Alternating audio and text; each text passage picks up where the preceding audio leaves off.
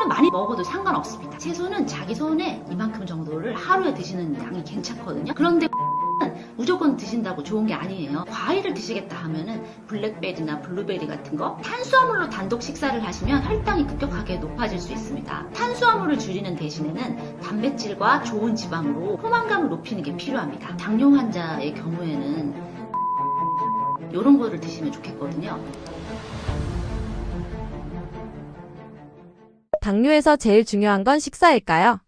네, 당뇨란 피 속에 포도당이 과하게 올라간 상태를 말해요. 그래서 소변에서도 당이 검출됩니다. 혈당은 대부분 식사를 하시고 난 다음에 올라가는데요. 우리가 정상이라면 인슐린으로 조절하게 되죠. 그런데 당뇨는 이 조절 능력이 깨진 상태를 말합니다. 그래서 식사로 들어오는 탄수화물의 양과 종류가 식후 혈당 곡선을 결정하게 돼요. 그런데 당뇨의 가장 큰 문제는 또 합병증이 있죠. 당뇨성 망막변증, 당뇨병성 신증, 당뇨병성 신경병증 같은 것들입니다. 급격한 혈당 스파이크 때문에 혈당 변화를 일으키는 게 바로 고당질 식사예요. 그래서 우리가 식사요법을 잘 지킨다면 혈당 수치 조절을 하는 것 플러스 합병증 발생 자체를 줄일 수 있는 겁니다. 당뇨가 있으면 탄수화물을 피해야 한다고 하는데 아예 안 먹어야 하는 건가요? 네, 무조건적인 탄수화물 제한은 아니고요. 핵심은 조절하는 겁니다. 뇌, 적혈구, 신장 안의 수질 부위는 포도당만 에너지로 사용해요. 혈당 개선을 위해서 총 탄수화물의 양 자체를 줄이는 것은 필요한데요.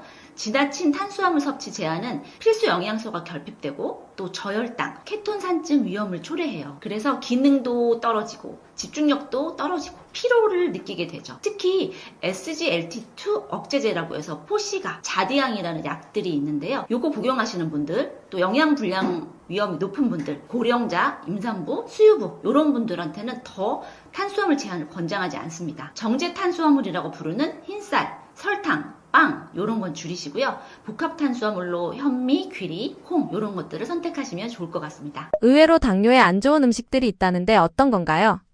네, 건강식인 줄 알았는데 조심해야 될 것 중에 첫 번째가 과일 주스예요. 사람들이 과일이 좋다고 해서 자꾸 과일을 그냥 먹고 싶은데 그냥 먹기 싫으니까 이제 주스로 갈린 걸 먹게 되거든요. 근데 과일은 사실 당의 함량이 높습니다. 그래서 혈당을 빠르게 올리는 과당이 들어있어요. 생과일 형태로 적정량 섭취는 괜찮지만 이걸 농축해서 드시는 경우에 혈당을 더 높일 수 있습니다. 또 여러분이 귀한 것을 한 병에 담았습니다 하는 농축 인삼음료를 드셨다. 근데 이게 쓴맛 나는 것보다 단맛이 더 난다 하면 이 단맛이 나는 홍삼 농축액은 식품 제조나 조리 과정에서 첨가당, 대체당, 또 인공 감미료 같은 게 들어있을 수 있거든요. 그러니까 이런 것들 조심하셔야 되고요. 결론적으로는 음료수 하나를 마셔도 여러 가지 따지면서 사는 게 힘드시니까 당뇨의 위험이 있다 이러신 분들은 시판 음료 말고 평소에 물을 좀 마시는 습관을 기르시면 좋을 것 같고요. 감자하고 고구마도 GI 수치라는 걸 높입니다. GI 수치가 뭐냐면요. 글라이세믹 인덱스라고 해서 당 지수를 말하는데요. 포도당 50g 섭취할 때 혈당이 얼만큼 올라가냐를 100으로 보고 다른 식품 탄수화물 같은 양인 50g을 섭취해서 혈당이 어느 정도 상승하는지 그 속도를 비교하는 겁니다. 그런데 고구마는 GI가 44에서 61, 감자는 70에서 95 정도로 혈당을 더 높이는 게 사실 감자고요. 고구마는 100g당 약 86kcal, 감자는 100g당 77kcal로 칼로리가 더 높은 거는 고구마입니다. 둘 다 적은 양이면 많이 먹으면 탄수화물 과잉이 되는 건 똑같아요. 그래서 조리법도 중요한데요. 고구마도 혈당을 덜 올린다고는 하지만 고구마를 굽거나 말랭이로 하면 GI 지수가 더 올라가고요. 감자도 버터 감자, 감자튀김 이런 형태로 드신다면 GI가 더 높아지고 칼로리도 높아집니다. 혈당 관리는 무엇을 가장 중요하게 봐야 할까요?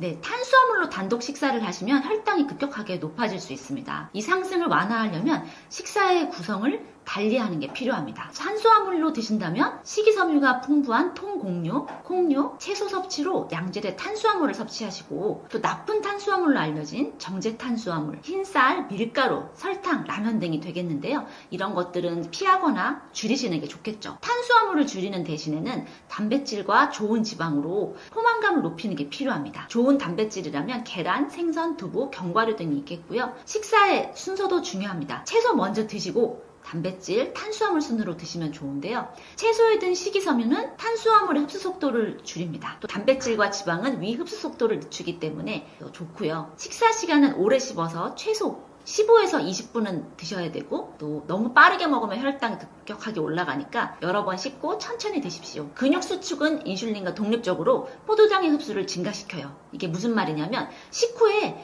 가만히 있지 마시고 걷기 등을 통해서 혈당을 낮추시라는 말입니다. 늦은 저녁에 탄수화물을 단독으로 먹는다. 대표적으로 하면은 밤에 라면 먹고 자는 건데요. 최악입니다. 밤에는 인슐린 감수성이 떨어져서 혈당이 더 높아지기 때문이죠. 당뇨 환자가 놓치기 쉬운 저혈당 신호는 무엇일까요? 네, 저혈당인데 놓치기 쉬운 신호는요.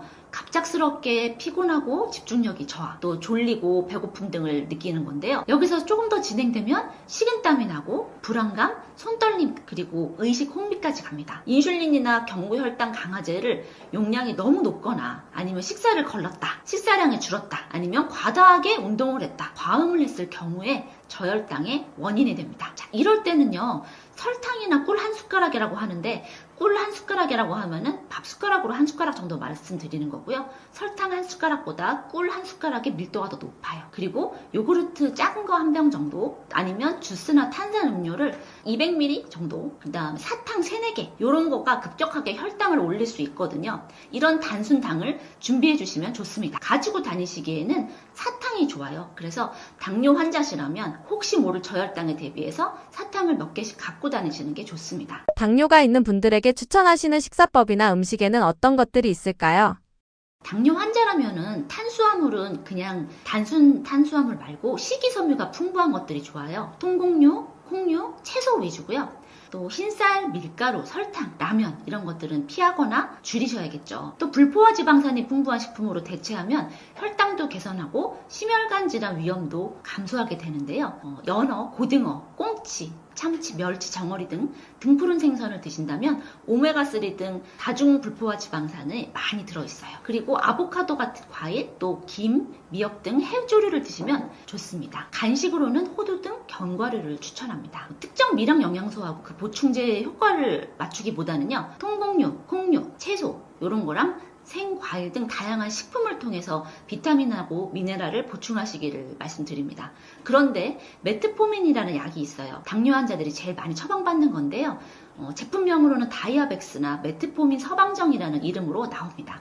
이런 약을 장기적으로 드실 때는 비타민 B12 결핍이 연관성이 있다고 알려져 있어요. 그래서 메트포민 제제를 장기간 복용하신다면 원인을 알 수 없는 빈혈이 있다, 말초 신경병증이 나타나는 것 같다 이러신 분은 비타민 B12 보충은 필요합니다. 그리고 더 중요한 거는 또 금주가 필요해요. 인슐린이나 인슐린 분비 촉진제인 설포닐 유레아 계열의 아마린이나 디아미크론, 또 메글리티나이드 계열의 노보넘, 파스틱 이런 거 드시는 분들 있죠. 이런 분들은 적절한 음식 섭취 없이 음주를 하시면 심한 저혈당이 나타날 수 있어요. 적절한 식사와 함께 음주를 하시고요. 음주 전후에는 혈당을 자주 측정해서 저혈당 생기는 것을 꼭 방지하시길 바랍니다. 과일 섭취는 어떻게 하면 좋을까요? 어떤 식사든지 과일하고 채소를 많이 드시라고 하는데요. 사실 채소는 많이 먹어도 상관없습니다. 채소는 자기 손에 이만큼 정도를 하루에 드시는 양이 괜찮거든요. 그런데 과일은 무조건 드신다고 좋은 게 아니에요. 특히 당뇨 환자의 경우에는 과당이 높다고 했잖아요. 그래서 과일을 드시겠다 하면은 당분이 적은 걸로 드시는 게 좋고요. 아까 말씀드렸었는데 우리 아보카도 같은 거나 아니면은 토마토 있죠? 토마토는 과일은 아니고 야채긴 하지만 이런 종류로 해서 당을 올리지 않는 걸로, 그리고 베리류가 있습니다. 이 베리류 같은 것 중에서 블랙베리나 블루베리 같은 거 이런 베리류로 드시면 좋아요. 그래서 과일은 너무 또 많이 드시면 안 된다는 거 잊지 마시고요. 채소는 많이 드십시오. 아침 식사는 어떻게 하면 좋을까요? 일단 저는 당뇨 환자의 경우에는 잡곡밥, 그 다음에 채소, 그 다음에 두부나 된장 이런 거를 드시면 좋겠거든요. 근데 아침을 그렇다고 무조건 많이 드시면 안 되고요. 그렇다고 또 안 드시면은 저혈당이 생길 수 있습니다. 그래서 아침에 너무 많은 걸 드실 필요는 없고 잡곡밥이나 아니면 된장, 두부, 콩, 야채, 나물 있죠? 이런 거를 같이 드시면 좋고요. 저는 사실 간헐적 단식이라고 하고 있는데요. 당뇨 환자는 간헐적 단식을 해서 아침을 많이 안 드신다거나 하는 거는 저는 말씀드리지 않아요. 왜냐하면 공복 시간이 길어졌을 때 혈당이 너무 떨어질 수 있습니다. 그래서 간헐적 단식을 당뇨 환자인 경우에는 아침에 하지는 않았으면 좋겠다라고 말씀드립니다. 혈당 스파이크를 줄이기 위해 식사 전에 먹으면 좋은 음식은 무엇인가요? 혈당 스파이크를 막으려면 식전에 채소하고 단백질 먼저 먹는 게 엄청 중요합니다. 혈당이 갑자기 높아지는 게 혈당 스파이크인데 이게 자주 반복되면 인슐린을 급하게 대량으로 분비해야 돼서 췌장이 빨리 지쳐요. 췌장에 과부하가 생기고 인슐린을 만들어내는 췌장 베타세포가 스트레스를 받아서 좀 손상이 잘 됩니다. 이렇게 베타세포도 손상이 되고 인슐린 저항성도 많이 높아지고요. 또 혈관이 잘 손상돼요. 혈당이 급격하게 확 오르거나 확 내리면 혈관 내벽 손상이 잘 생기거든요. 그러면 이게 오래 누적되면 동맥경화도 되고 심혈관 질환도 생기고 이렇게 되면서 전체적으로 심혈관 질환, 뇌혈관 질환의 위험이 좀 높아집니다. 그리고 혈당 스파이크가 자주 있으면 만성염증도 좀 유발하고요. 이제 염증도 생기고 혈관 손상도 생기니까 당뇨병성 합병증이 좀 빠르게 진행됩니다. 뭐 신경병증, 망막병증, 심장병증 이런 것들이 다 좀 빠르게 진행됩니다. 그래서 혈당 스파이크를 막는 게 또 당뇨 관리에서 굉장히 중요한 파트입니다. 식전에는 채소를 먼저 드시고 채소에는 식이섬유가 많이 들어있는데 이게 위장에 먼저 딱 자리를 잡으면 탄수화물 흡수를 좀 느리게 만들어줘요. 그러면 혈당이 똑같은 음식을 먹어도 좀 천천히 올라가거든요. 그러면서 췌장 부담이 줄어들게 됩니다. 채소 종류는 뭘 드시든 다 상관없이 다 괜찮아요. 뭐 양배추도 좋고 브로콜리도 좋고 뭐 상추나 깻잎이나 이런 쌈채소류도 되게 좋고 당근, 뭐 오이, 시금치, 뭐 케일 뭐 거의 다 좋습니다. 채소를 이렇게 먹고 그 다음에 단백질을 먹습니다. 단백질을 먹으면 혈당 변동을 더 안정적으로 만들어줘서 혈당 스파이크 예방에 더 좋아요. 그리고 포만감도 더 오래 유지되고요. 단백질 먹으니까 근육량 유지에도 도움이 됩니다. 식전에 제가 보통 추천드리는 거는 뭐 삶은 계란 한 2개 정도 아니면 두부 그리고 닭가슴살 같은 것도 좋고요. 생선 식전에 먹기는 쉽지 않겠지만 뭐 생선 같은 것도 좀 드시면 좋습니다. 올바른 식사 순서는 다시 정리하면 채소랑 단백질을 먼저 한 줌 정도, 200g 정도 드시면 좋고요. 그 다음에 단백질, 뭐 계란 한두 개, 두부 한 모 이 정도를 드시고 그 다음에 15분에서 30분 정도 기다리셔야 돼요. 이 시간 동안 채소랑 단백질이 위장에 자리를 딱 잡습니다. 식이섬유가 이제 위를 좀 약간 코팅한다고 해야 되나요? 이렇게 자리를 잡으면 그 이후에 탄수화물 흡수를 늦춰주고요. 그 다음에 15분에서 30분이 지나고 본 식사를 시작하시는 거예요. 이때부터 이제 밥이나 반찬이나 이런 걸 천천히 드시면 되는데 이미 아까 채소랑 단백질을 먹었잖아요. 그래서 어느 정도 포만감이 있어서 과식이나 폭식도 막을 수 있고 식사량 조절도 되고 식사 속도도 이미 포만감이 있기 때문에 좀 천천히 드시게 됩니다. 이렇게 식사를 하시면 같은 양의 식사를 해도 식후 혈당이 좀 덜 올라가는 혈당 스파이크가 예방되는 효과가 있어요. 이렇게 했을 때 연구 결과에 따라서 조금 다르지만 혈당 수치가 뭐 최대 40%까지 낮아진다는 연구 결과도 있습니다. 그리고 혈당 스파이크 때문에 이제 좀 고민을 하시면 천천히 식사하는 게 또 굉장히 중요해요. 혈당 스파이크를 예방하는 거꾸로 식사법이랑 더불어서 천천히 식사하는 게 되게 중요한 포인트고 빠르게 먹으면 이게 음식이 짧은 시간에 소화가 되면서 혈당이 확 올라가요. 천천히 먹으면 똑같은 음식을 똑같은 양을 먹어도 소화도 천천히 되고 흡수도 천천히 되면서 혈당이 좀 천천히 안정적으로 올라갑니다. 그리고 천천히 먹으면 포만감이 잘 들어요. 뇌가 배부르다는 시그널을 받는데 사실 이제 식사하고 나서 한 15분에서 20분 정도는 걸리거든요. 그래서 먹다가 많이 먹으면 나중에 너무 배부르다 이런 경험 있으시잖아요. 그런 게 이제 뇌가 배부르다는 신호를 받을 때까지 시간이 좀 걸리기 때문이에요. 천천히 식사를 하시면 그래서 포만감 신호를 충분히 받아서 과식도 예방할 수가 있습니다. 한 끼 식사를 하실 때 최소 20분에서 30분 정도에 걸쳐서 드시면 제일 좋고요. 이게 한 입을 먹을 때 30번 정도를 꼭꼭 씹어 먹는 걸 추천드려요. 이게 이제 빨리 드시는 게 습관이 되신 분들은 30분까지 못 씹고 그냥 삼켜버리는 분들이 많은데 그러면 한 입 먹고 숟가락을 내려놓으세요. 계속 먹고 연속으로 드시지 말고 한 입 먹고 다 씹어서 삼킬 때까지 숟가락 젓가락 내려놓으시고 또 조금 기다렸다가 다시 다음 한 입 먹고 이렇게 한 입 한 입 끊어가지고 드시는 게 도움이 됩니다. 천천히 씹으면서 좀 음식의 맛도 음미하면서 천천히 드시고 가족이나 친구나 이렇게 같이 식사하는 사람들이랑 대화하면서 식사하면 좀 자연스럽게 천천히 먹게 됩니다. 식사는 무조건 느리게 천천히 해주세요. 저도 라면이나 떡볶이 같은 이렇게 되게 당질 높은 음식을 먹을 때는 항상 이런 방법으로 먹거든요. 거꾸로 식사법 하면서 좀 천천히 식사하고 이렇게 하면 혈당 스파이크도 확실히 줄어들고 속도 편안해져요. 혈당 스파이크는 꼭 당뇨인이 아니어도 비당뇨인도 예방하는 게 건강에 되게 좋기 때문에 당뇨인은 항상 이런 식사 방법을 해주시고 좀 비당뇨인이라도 당질이 높은 음식을 먹는 날에는 이렇게 실천해 주시면 너무 좋겠습니다. 당뇨를 예방하거나 관리할 때 식단을 꼼꼼히 챙겨야 하는 이유는 무엇인가요? 식단 관리하는 가장 중요한 이유는 인슐린이랑 췌장을 쉬게 하기 위해서입니다. 우리가 이제 밥을 먹으면 포도당이 혈액에 들어오는데 췌장에서 인슐린을 막 분비하게 돼요. 그럼 인슐린이 포도당을 세포 안으로 밀어넣는 역할을 합니다. 그러면 세포가 포도당을 받아서 에너지로 사용을 하는 건데, 이제 당뇨가 있으면 E형 당뇨 기준으로 인슐린을 만들어내는데 이제 세포가 문을 잘 안 열어주는 거예요. 이걸 인슐린 저항성이 있다라고 표현을 합니다. 탄수화물을 많이 먹으면 탄수화물이 뭐 한 70g, 80g 이 정도가 들어있는데 그게 소화되면서 포도당으로 변하고요. 그럼 이제 췌장이 그 혈당을 감지해서 인슐린을 많이 만들어가지고 분비를 하고요. 근데 이제 인슐린이 단기간에 많이 만들게 되면 베타세포의 과부하가 옵니다. 그래서 하루 세 끼를 뭐 아침에 쌀밥에 먹고 뭐 점심에 국수 먹고 저녁에 라면이랑 김밥 먹고 또 간식으로 디저트 먹고 이런 식으로 식사를 하시면 굉장히 췌장에 과부하가 오는 식단이에요. 그 결과로 베타세포가 지치게 됩니다. 매일 과로하면 사람도 매일매일 야근하면 지치는 것처럼 췌장세포도 계속 시도 때도 없이 일하고 뭐 한밤중에도 일을 하고 이렇게 되면 빨리 지치게 돼요. 그러면 인슐린을 만드는 능력이 점점 떨어지게 되고 베타세포가 이제 나중에는 좀 파괴되게 됩니다. 그 결과 인슐린이 부족해지고 혈당이 높아지고 당뇨가 점점 악화됩니다. 식단 조절을 꼭 하셔야 되는데 이런 걸 예방하기 위해서 뭐 좀 적게 먹는 거 아니면 뭐 천천히 혈당을 올릴 수 있도록 거꾸로 식사법을 하시는 거, 또 이제 뭐 느린 속도로 드시는 것, 탄수화물을 좀 적게 먹는 것, 이런 방법을 통해서 식단 조절을 좀 하시면 췌장을 좀 보호하고 인슐린 분비를 좀 줄일 수가 있습니다. 식단만 잘 조절해도 췌장 베타세포가 이렇게 좀 보호를 받을 수가 있습니다. 그래서 지친 췌장에게 휴식을 주는 게 식단 관리의 중요한 역할이라고 할 수 있겠습니다. 구체적으로 식단 조절하는 방법을 간단하게 말씀드리면, 이제 탄수화물은 전체 칼로리의 절반 정도를 드시는 게 좋아요. 통계 같은 거 보면 보통 한국인이 전체 칼로리의 70% 정도를 탄수화물로 드시거든요. 그거를 조금 줄이시고 흰쌀밥 대신에 현미밥이나 잡곡밥으로 바꿔서 식사하시고 밀가루 음식 좀 줄이시고 이 정도로 식단을 조절하시면 좋겠고, 그 다음에 또 중요한 게 규칙적으로 식사를 하시는 거예요. 하루 3끼 일정한 시간에 좀 균일하게 식사를 하시는 게 좋고, 식사 양도 균일하게, 식사 시간도 균일하게 가져가시는 게 좋습니다. 그 다음에 식이섬유는 항상 풍부하게 섭취하시는 게 좋아요. 거꾸로 식사법 하면서도 채소 많이 드셔야 되지만 그냥 밥을 하실 때 반찬으로도 채소, 뭐 해조류, 버섯 이런 거 충분히 넣고, 그 다음에 뭐 흰쌀밥이나 이런 것보다는 통곡물 이용해서 잡곡밥 드시는 게 좋습니다.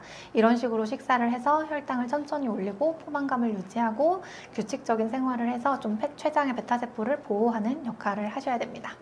당뇨 예방에 도움이 되는 차가 있다면 무엇인가요?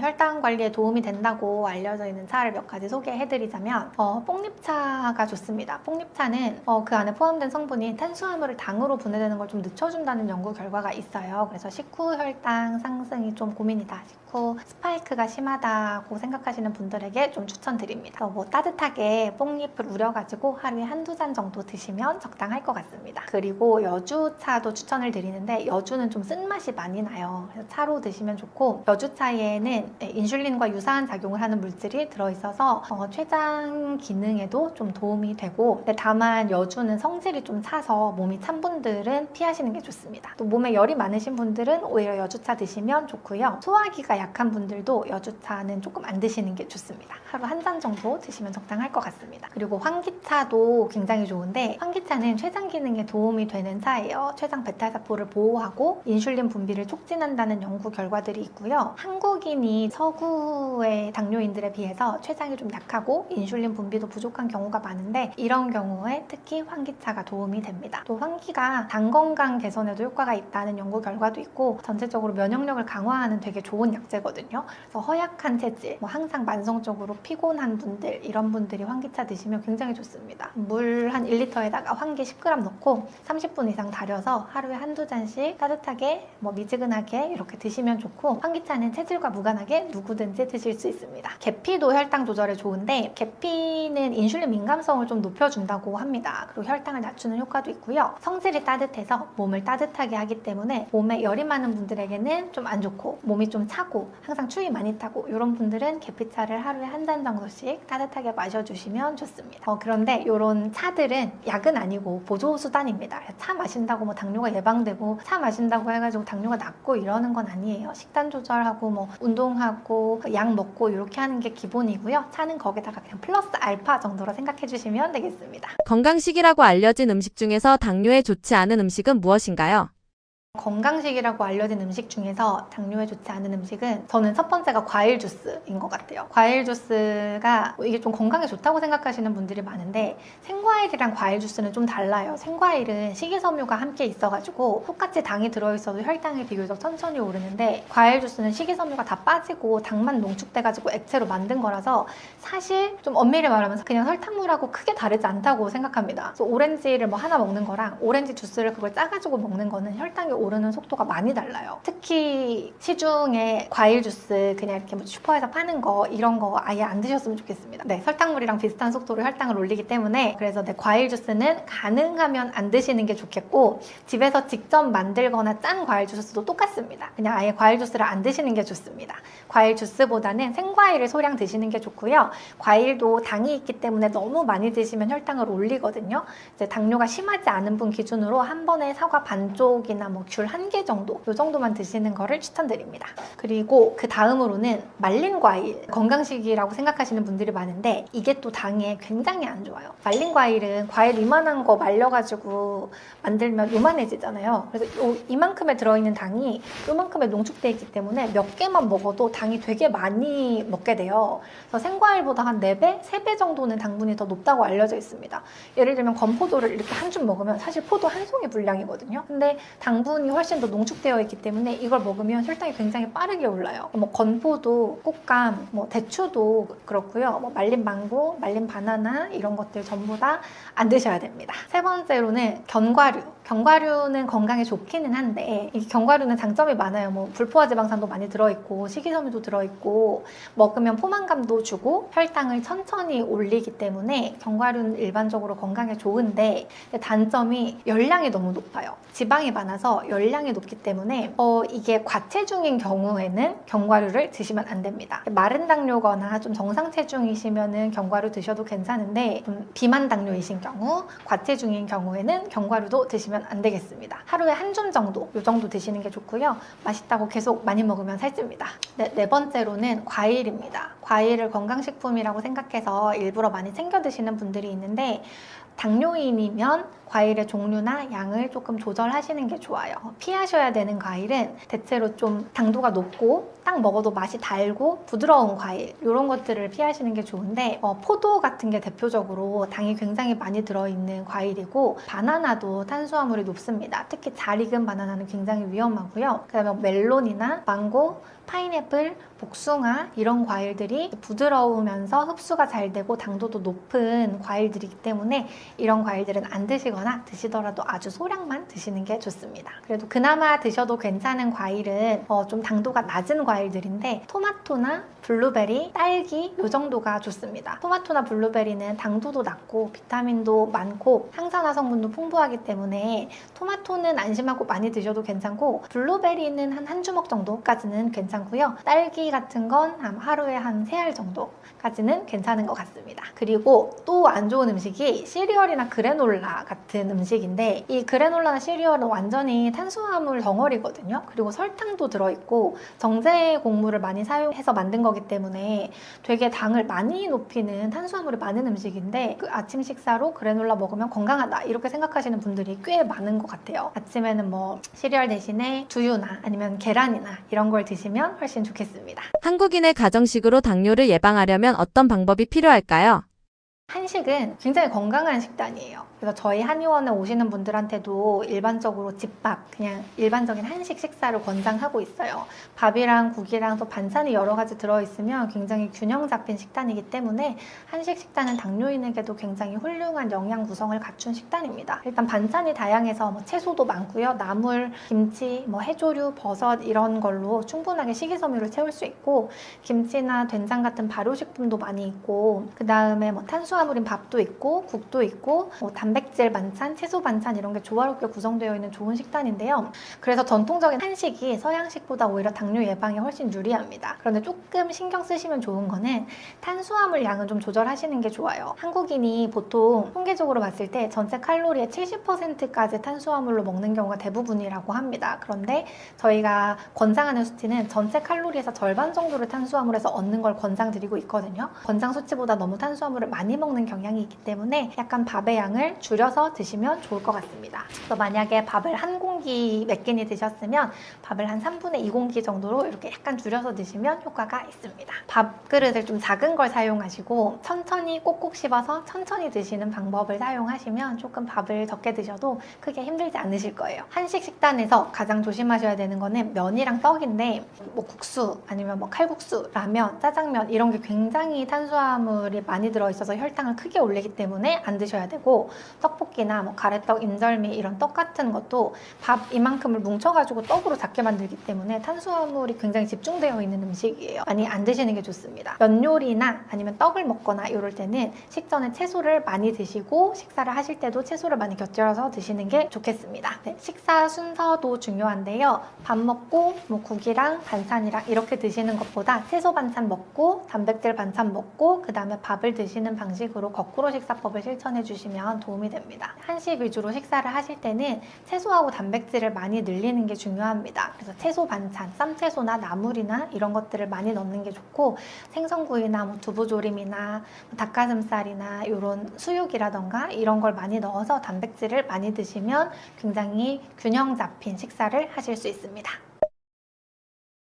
안녕하세요. 저는 당보만의원 강남점 대표원장 김은정입니다. 저희 당보만의원은 당뇨 치료를 전문으로 하는 한의원이에요. 단순히 혈당 수치만 낮추는 게 아니라 당뇨 졸업을 목표로 환자분들을 치료하고 있고 한의원은 서울 종로, 서울 강남, 인천, 부산에 있어서 전국 어디서든지 찾아오시기가 쉽습니다. 당뇨는 관리하는 질병이 아니라 졸업할 수 있다는 게 저희 당보만의원의 모토입니다. 저희가 당뇨를 극복하기 위해서 굉장히 많은 노력을 하고 있어요. 진료도 열심히 하지만 논문도 쓰고 연구도 하고 책도 쓰고 강의도 하고요. 유튜브도 굉장히 열심히 하는데 유튜브에도 굉장히 도움되는 내용들이 많아요. 당뇨스쿨 유튜브 보시면서 그걸 좀 생활관리 길잡이로 삼으셨으면 좋겠습니다. 당뇨를 졸업해야 하는 이유는 당뇨를 한 번이라도 졸업하면 심장질환의 위험이 40% 그리고 신장질환의 위험은 33%가 줄어듭니다. 당뇨를 관리만 하면서 그냥 합병증이 오기를 기다리는 소극적인 치료가 아니라 적극적으로 졸업에 도전해야 되는 이유가 바로 이겁니다. 훨씬 건강상의 이득이 크기 때문에 좀 적극적으로 졸업할 수 있다는 질환이라는 걸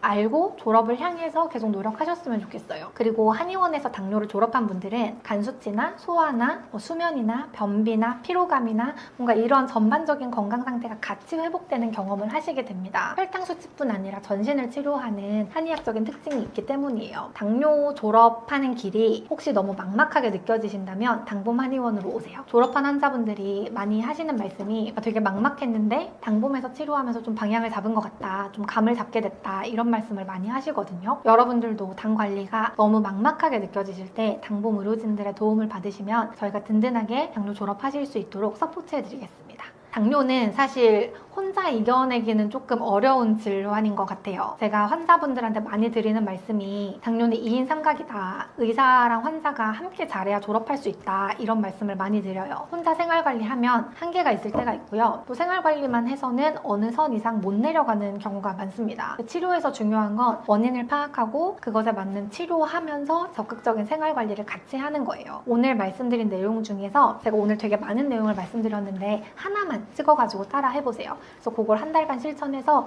이게 완전히 습관이 되면 또 그 다음 달에 하나를 더 추가하고 이런 식으로 조금씩 습관을 바꿔나가면 혈당도 바뀝니다. 저희 당보만의원은 당뇨인 여러분의 당뇨 주치의가 되어드리고 개인별 맞춤 치료 계획을 세우고 함께 관리하고 치료해서 당뇨 졸업까지 동행하는 게 목표입니다. 당뇨로 고민이 많으시면 당보만의원으로 문의 주세요. 저희는 우리나라 모든 당뇨인이 졸업할 때까지 계속 연구하고 노력하겠습니다. 감사합니다.